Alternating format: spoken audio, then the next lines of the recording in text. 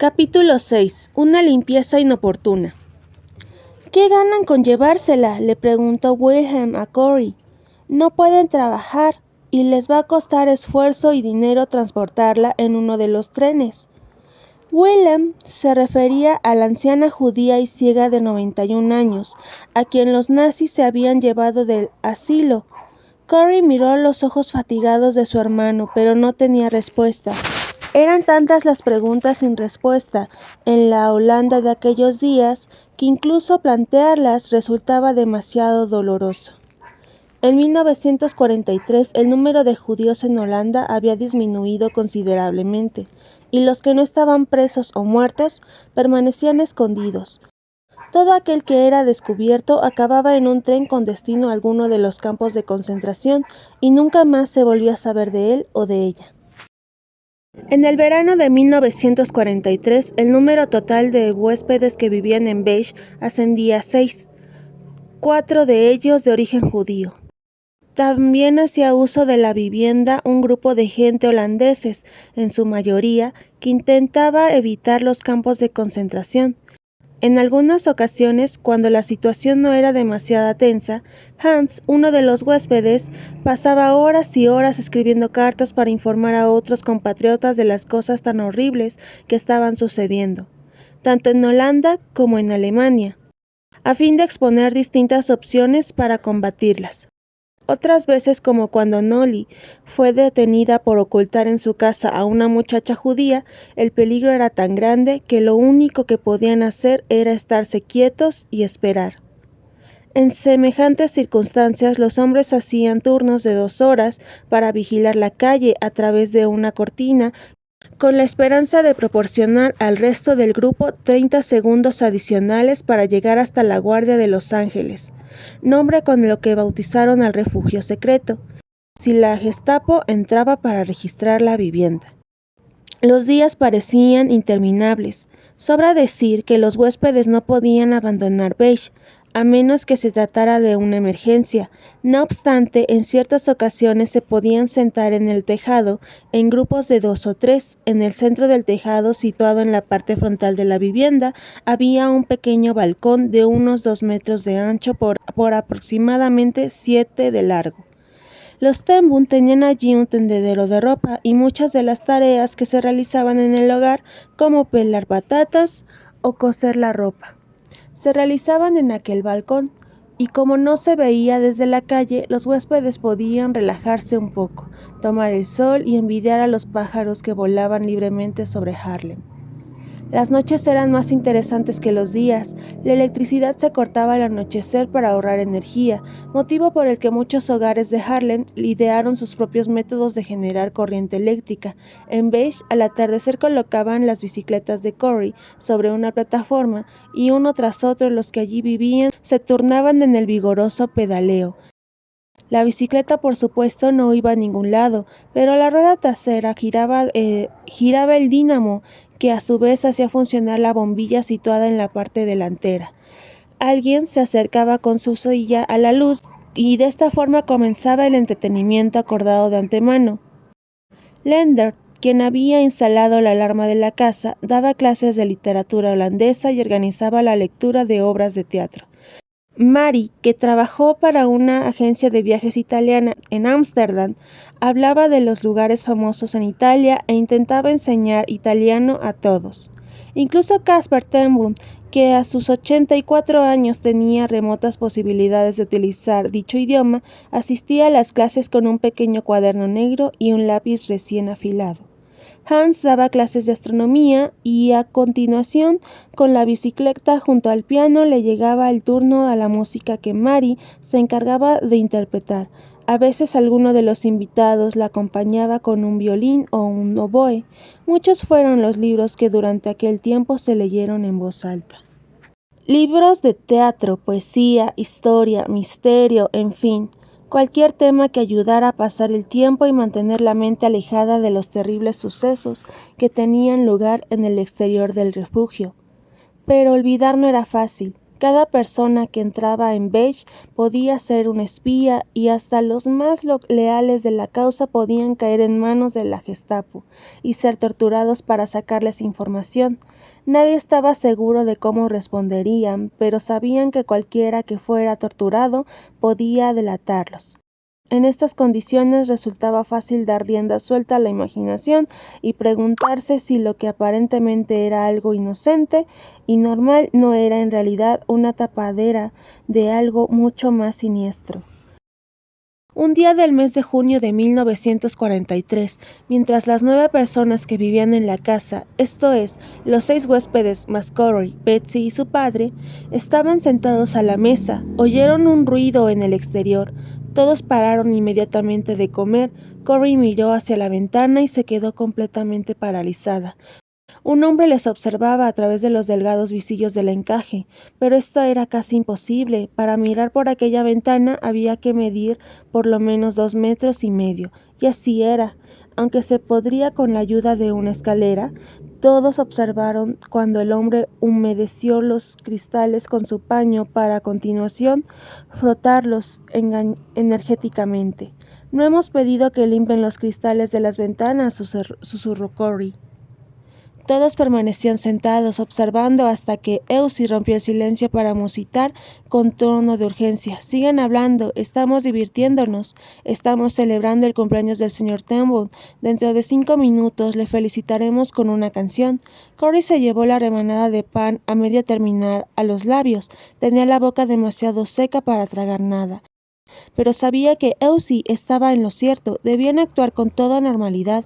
Mary pasó el salero, Hans contó un chiste y todos se rieron. A continuación Elsie se volvió hacia Caspar Turnbull y comenzó a entonar el Lang zal heel leven, y que cumpla muchos más. Era la típica canción holandesa para estas ocasiones. Todos aplaudieron con entusiasmo. Corey pensó que era momento para levantarse de la mesa e ir a hablar con el intruso de la ventana. «Hola», dijo asomando la cabeza por la puerta entreabierta. «No pedimos que limpiaran las ventanas hoy». El hombre le miró sorprendido. «¿Acaso no es esta la casa de los Baker?», preguntó. «No», contestó Corey, disimulando una risita lo mejor que pudo. «Me parece que se ha equivocado de dirección. Estamos celebrando el 85 cumpleaños de mi padre, en compañía de unos amigos. Hoy no toca limpiar los cristales. ¿Le gustaría acompañarnos?», preguntó nerviosa, esgrimiendo una forzada sonrisa. El hombre respondió moviendo la cabeza. «No, más vale que vaya a casa de los Baker. Disculpe la molestia», dijo saludando ligeramente con el sombrero. Acto seguido quitó la escalera de la pared y se marchó calle abajo. Corey cerró la puerta y volvió al comedor. Como habían cambiado las cosas, antes de la ocupación una equivocación como la que acababa de suceder hubiera sido un asunto sin la menor trascendencia. Ahora, en cambio, podía originar graves consecuencias. Cualquiera podía ser un espía de la NSB o una persona de otra calle dispuesta a ganarse varias raciones extra de comida a cambio de delatar a un grupo de divers y a sus encubridores. El ambiente festivo en el comedor se esfumó con idéntico apresuramiento con el que había perecido. Todos permanecían sentados en silencio, abstraídos en sus pensamientos y preocupaciones. Después de aquel incidente, Corey no se sentía segura en el comedor, a menos que las cortinas pesadas estuvieran cerradas. Hubiera preferido mantenerlas así todo el día, pero aquello habría levantado sospechas en el vecindario. La Navidad de 1943, así como la festividad judía de Hanukkah, estaban próximas. Todos se unieron a Elsie en la celebración. Una noche tras otra encendía una nueva vela de la menorá, leía la Torá y recitaba viejas oraciones. Todos se sentían a salvo en Beige y al salir al exterior era algo que a nadie gustaba. Las calles estaban llenas de soldados y oficiales que en cualquier momento podían pedir los documentos de identidad, pero tampoco les gustaba tener que permanecer en la casa todo el tiempo. A pesar de los pasatiempos con los que intentaban distraerse, la estancia en el interior mes tras mes era sumamente aburrida. Hope, con sus 17 años, era el huésped más joven. El muchacho fue aprendiz de relojero bajo la tutela de Corey, su padre. Después de librarse del arresto y trasladarlo a un campo de concentración, sus padres hablaron con los Ten Boom para que viviese en Beige.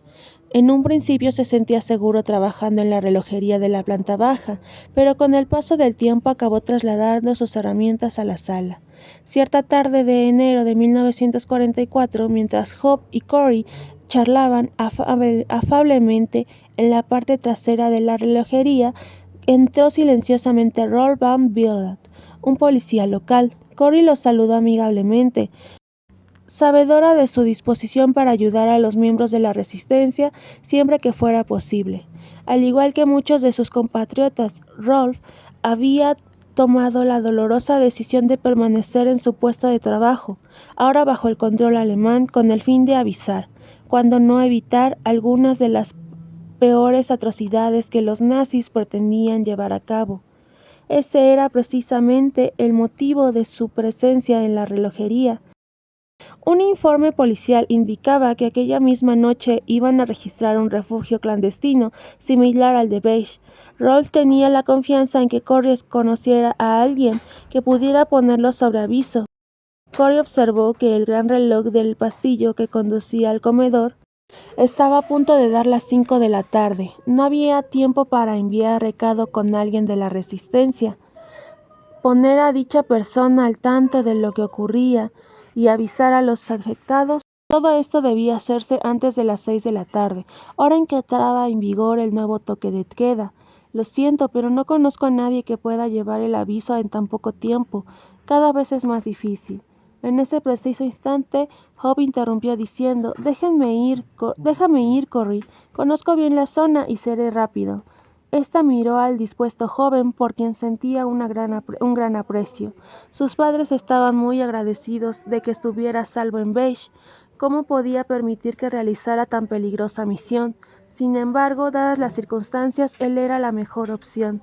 ¿Qué pensaría ella si alguien hubiera podido advertirles de algo semejante y no lo hubieran hecho? Debes tener mucho cuidado, dijo rápidamente, con la esperanza de no tener que arrepentirse de su decisión.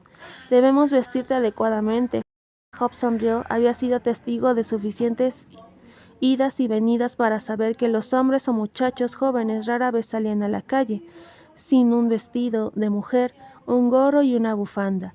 En la Holanda de esa época era mucho más seguro ser mujer, a menos que por supuesto te parasen y pidieran que te identificaras. En dicha circunstancia más valía que la mujer tuviese las piernas ligeras y los pulmones resistentes. 10 minutos después, convenientemente ataviado, Hope se despidió de Corey.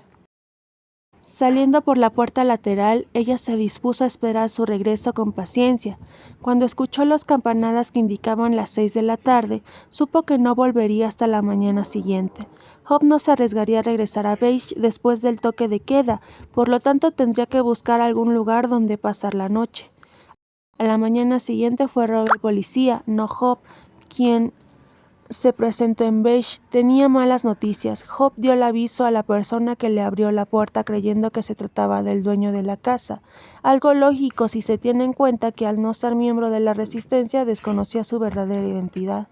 Cuando terminó el mensaje, la puerta se abrió de par en par, momento en el que aparecieron 2 agentes de la Gestapo que tenían las pistolas desenfundadas. Corey se puso pálida. No debí permitir que fuera. Nunca debí dejar que tomara ese riesgo, susurró. Rolf tomó sus manos y dijo: todos hacemos lo que juzgamos más convenientemente en un momento dado. Ella asintió. Sabía que lo que acababa de escuchar era cierto. En aquellos tiempos todos corrían el mismo peligro en Holanda. Siento tener que decir esto, prosiguió Rolf, pero ningún muchacho de 17 años es capaz de ocultar secretos a la Gestapo. Sus métodos son horribles. No fue necesario que prosiguiera. Corey sabía exactamente lo que quería decir. Tal vez tardará 1 hora, un día, una semana, pero tarde o temprano Hope dirá algo sobre lo que ocurría en Beige. Aquella noche Corey informó a sus hermanas y a su padre sobre el arresto del joven. La misma pregunta que se habían hecho en otras situaciones peligrosas, volvía a sus mentes. ¿Debían continuar con las actividades clandestinas, arriesgando su vida y la de sus huéspedes?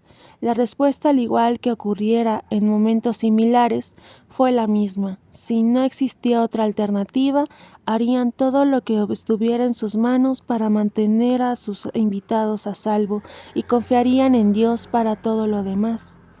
Cuando se metió en la cama, Corey permaneció despierta durante un largo rato, mirando la vieja estantería repleta de libros, tras la que se ocultaban la guardia de los ángeles. Dios, oró, pase lo que pase, protege este refugio con tus ángeles y guarda a salvo a todos los que en él se cobijan.